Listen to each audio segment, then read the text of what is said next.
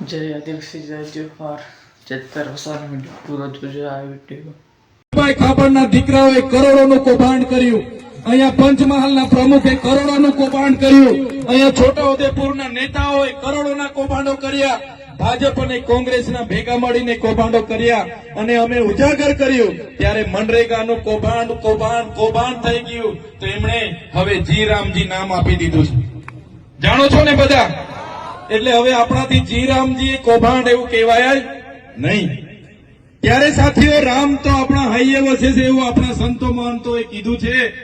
ત્યારે આ ભાજપની સરકારને કહેવા માંગીએ છીએ કે મનરેગાનું નામ બદલવાથી તમારા કૌભાંડો અમે ભૂલી જવાના નથી.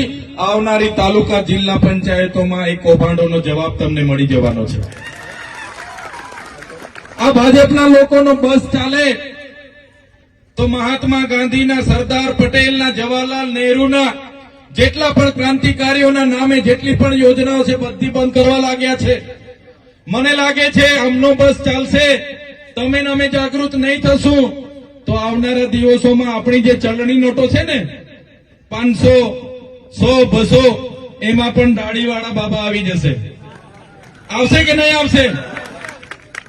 મહાત્મા ગાંધીજીને હટાવીને એમાં પણ સફેદ દાઢીવાળા બાબાને લાવવાનું કાવતરું આ લોકો કરશે. એટલે તમને કહેવા માંગીએ છીએ આવનારા દિવસોમાં તાલુકા જિલ્લા પંચાયત